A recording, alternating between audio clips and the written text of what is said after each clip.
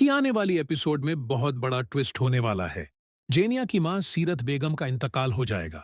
Video को पूरा देखने से पहले प्लीज चैनल को सब्सक्राइब करें और अगर वीडियो अच्छी लगे तो लाइक जरूर करें। शुक्रिया।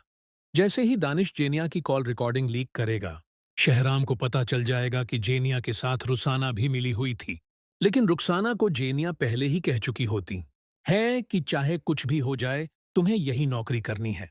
जैसे ही शहराम की नजर रुसाना पर पड़ेगी, वह गुस्से में कहेगा, आज के बाद तुम्हारी नौकरी खत्म और मेरे घर दोबारा मत आना।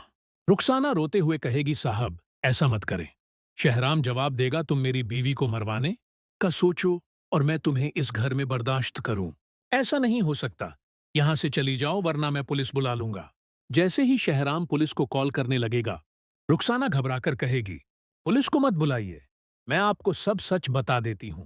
मुझे नौकरी से मत निकालिए, आगे से ऐसा कुछ नहीं होगा।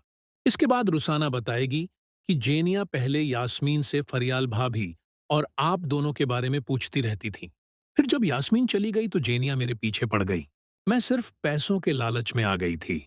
जेनिया नहीं चाहती थी कि आप दोनों साथ रहे। वह आज भी इस घर और आप पर नजर रखे हुए हैं।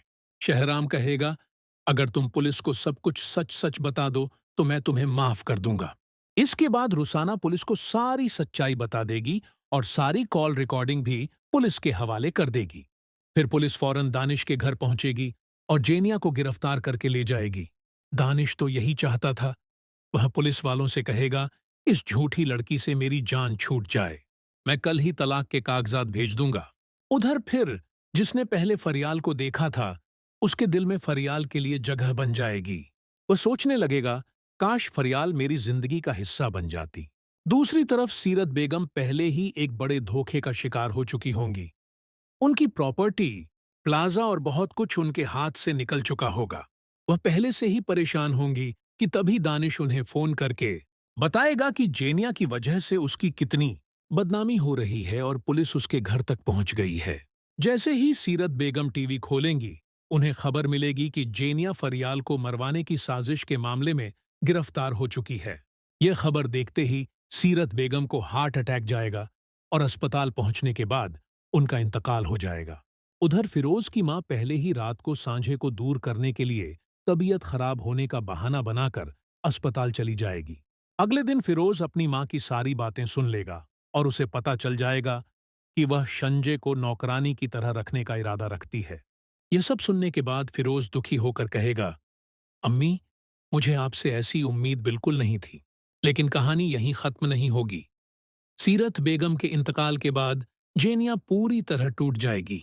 जेल में बैठी जेनिया को जब अपनी मां की मौत की खबर मिलेगी तो उसके पैरों तले जमीन निकल जाएगी। दूसरी तरफ फरियाल को भी इस खबर से गहरा सदमा पहुंचेगा, क्योंकि वह कभी नहीं चाहती थी कि हालात इस मोड़ तक पहुंचे। अब देखना यह होगा कि क्या जेनिया अपनी गलतियों का एहसास करके बदल जाएगी या फिर बदले की आग में और खतरनाक कदम उठाएगी।